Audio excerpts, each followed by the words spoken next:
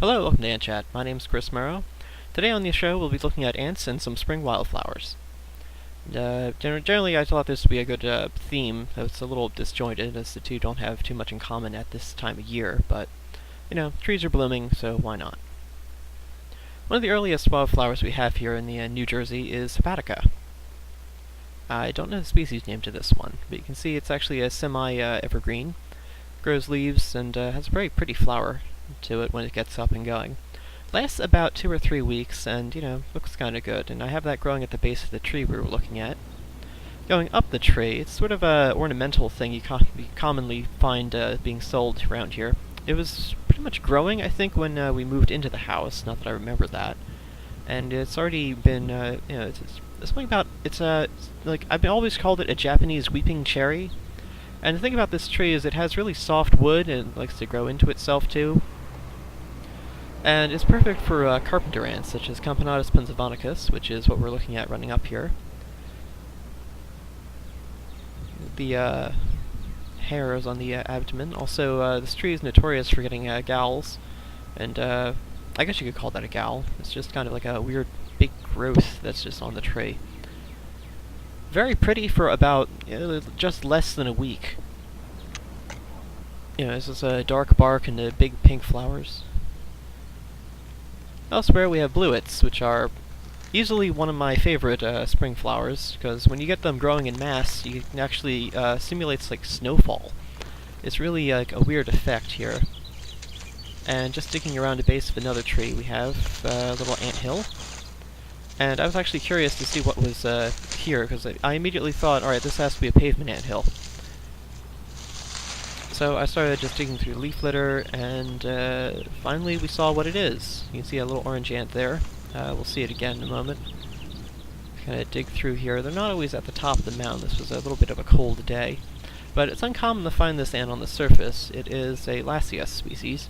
It's uncommon to find the orange ones, anyway, on the surface. Darker species, the ones that are in the Niger group, they actually forage regularly. But these, for the most part, they're just subterranean root ants. Nearby, we have a fish-shaped piece of wood for some reason. I see probably the bulk of the nest. I assume this is related to them. It's only a few feet away. And we have here different species. Camponotus castaneus, which is a very bright orange color here. They're not black. They don't ever have any sort of black on them. That would be Camponotus americanus unless you're in the southwest, where all the colors get a bit more complicated. But you can see Lasius interjectus, at least what I identified them as. They're in the claviger group, and you can't really tell if it's one or the other. You have to look at the hairs that are on the abdomen, but you can see they have all their brood up here, as well as a lot of their root aphids. And they kind of just intermingle the two. I believe all of these larvae will become workers. I don't see anything that's abnormally large anyway. And they're probably just a few days away from forming cocoons, which is common for Lasius to do. Around the corner we have a stepping stone for a Formica colony. If I'm not mistaken, I remember this was Formica incerta.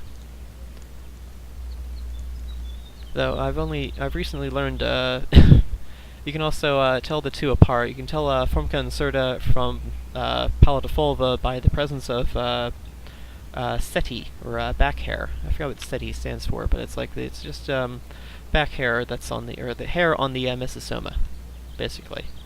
Setae is like the count of erect hairs. And you can see we have another colony here of this one. I believe is actually Formica pallidiflora. And you can see their queens are right on the surface here. They have actually two, and they're barely any bigger than what the workers are. But they still have maybe a millimeter on them. They're also more often than not the darker red color. I've never seen a pale one anyway.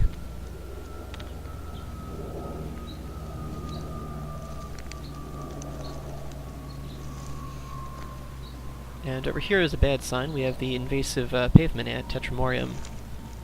Formerly Chaospidium in North America. It's been broken up into a number of species, but I feel like I've repeated that fact enough times that I don't need to do it anymore, pretty much. Yeah. Not too much going on. farther down, the colonies like Formica all split up, but here we have Afnigaster, what I believe is Afnigaster rudis. And if I probably just put a shovel right here, I probably could have collected the entire colony. Because, you know, it's something about the early springtime is when all the ants just kind of, they try to warm up. And I know some parts of the country are just, they're, you know, getting snowfall at this time. You can see they have all their clusters of eggs and brood, and they have started laying again. I believe the larvae that they went into the winter with will develop into reproductive queens, but the larvae that they produce now will turn into workers. But the thing is, the larvae that they lay now hatches sooner. Here we have another look at Ponera, which is Ponera pensavonica, being the most common species. It's also the most common Ponerinia, which is the subfamily for this type of ant. They have like one waist segment, and then their postpetola, that's, you know, assuming you can call it that, is kind of like, it's fused more with the gaster, so it's kind of like hard to tell. And you can, you know, just for a size comparison, is a very common species of millipede right there. Here we have twin leaf. I'm not even going to try the, it's like Jeffersonia diphylia, I think that's right. And it's a wildflower, very interesting that I bring this up. I wish this segment would go a little bit better, but you see it has, you know, it's called twin leaf because it, you know, all the leaves always have like two identical leaves. Figures I started with a bad one there. And behind here, this garden I never knew what to do with. That's why this segment is kind of odd, but I have all my old bee boxes back here. And you can see they're being used to nest in by a sort of a wood and cavity nesting ants. We have a Temnothrax, which is actually an acorn ant, sort of guarding the entrance, while Taponoma, the odorous house ant, darts around here. Taponoma sessile being the odorous house ant. Very common native species, but I will admit it's kind of a pest, the Taponoma. Temnothrax are kind of, you know, I'd be amazed. So here we have the twin leaf that's actually opened. What makes this flower so unique to me is the fact that it only blooms for about 8 hours and then it's gone. Like that's all it is. So you really need to keep an eye on it. And the flower, if it's going to flower, is one of the first ones to come up here. It's, you know, see how there's more leaves to come. But they're pretty good at self-pollinating themselves. I don't have enough to say, you know, what type of bees go to them or anything like that. But anyway, here you can see the flower, and about a day later it looked like this. Yeah. And I can say today it just it's not doing anything at all. Nearby we have dandelions, which are not native, but, you know, I'm okay with them. It's sort of a love-hate relationship, you know. Honeybees work them, ants, I always see ants stealing nectar from them. But the darn things spread like hell. They're just all over the place.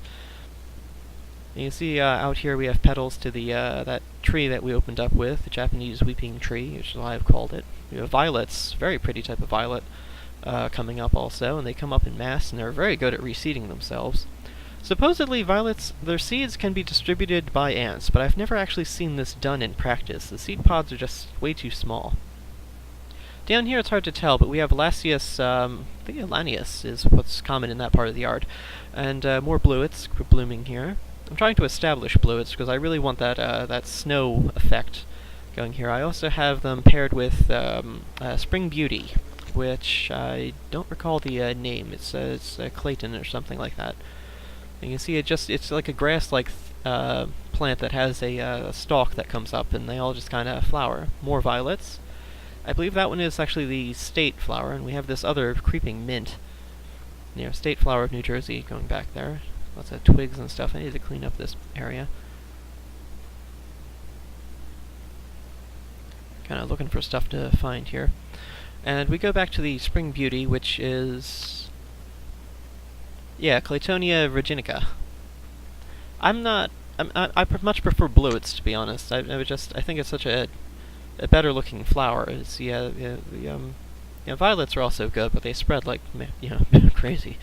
Yeah. Toward the front garden, we have another type of Camponatus coming up here. I don't know actually what species this is, because all the little ones you really need to pay attention to sort of details. And you see we have the front garden here. We have kind of other things. And just kind of jump way off topic of the two. One of my beehives actually died, so I decided to open this up. The cause of death I concluded was starvation, but we don't really go into all the frames here. But you can see, like, we have this one frame here, and we open this next frame up here. You can see they kind of just draw out the comb from the foundation. It's like a plastic sheet inside of the wooden frame. You know, sometimes it's a wax sheet, but you can see they did have honey here, and there's already stuff, little scavenger ants going after it. There's a dead bee there. You can see they're not really keen to building off of the plastic, which is why it's wax coated, but it doesn't always work. You can see these two frames were together, and they pretty much just, you know, there were two architects at work here. It's clearly.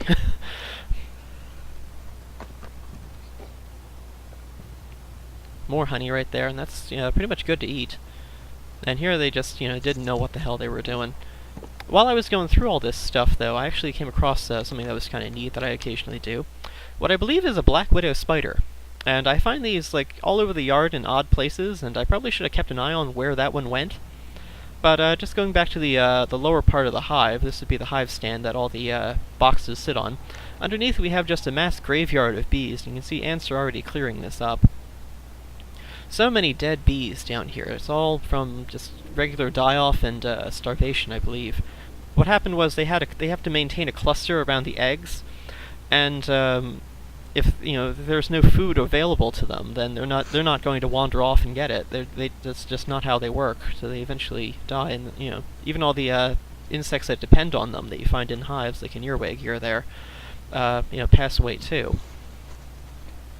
But down here we have another interesting aspect. I always find temnothracks, and these are the most harmless ant to have with your ant colony. In fact, here's the entire colony. After I moved the box, they just kind of relocated their entire nest over to this corner here. And it's such a small colony. It's maybe a few dozen ants. I'd say 100 or so at most, but like they're so tiny and they don't really do anything. You can see they could probably live inside of a dead bee carcass, to be honest, which might be what they're doing, or trying to do, or thinking about doing, perhaps. But going back here, we can actually see that the entire nest is right here. It's maybe, there's the queen in the middle. She's a slightly darker one. And these ants are so tiny. There's the entire colony right there, besides maybe a dozen foragers.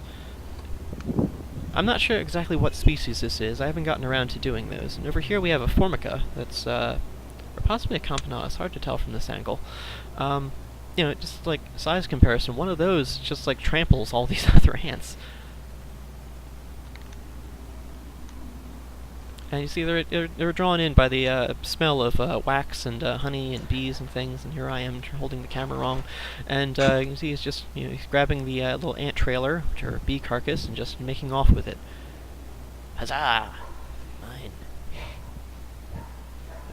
And after it rained, I came back to record, and we have a different ant that kind of moved in here. Chromaticaster.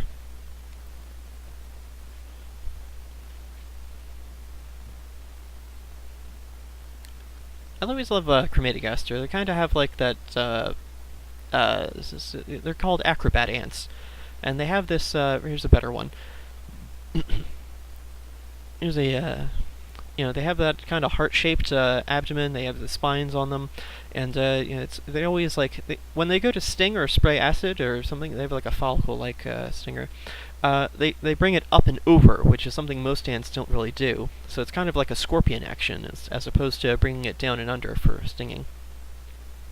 And we kind of end this off here with another tree out front. All the petals to the main trees started falling, but we have this ant is really a sign that warmer temperatures are coming. This is the pavement ant, Tetramorium. Yeah, this is the pavement ant, Tetramorium, and you can see they're just boring out here. You can kind of get a better look at these here. Moving around, doing all sorts of stuff, all pavement-y stuff. Not surprising that they're nesting next to pavement. They take advantage of stones. They really like it to be, they really like, not necessarily warm temperatures, but they like taking advantage of things like that. And over here we have a monomorium, which I usually find, it's weird that I find these two nesting together. It's really hard to make out the ant. But anyway, that's going to do it for me, so thank you for watching. I've been Chris Merrow, and I have a blog, Ants, Bees, Butterflies, Nature.blogspot.com, and I look forward to seeing you there. So thank you for watching, and goodbye.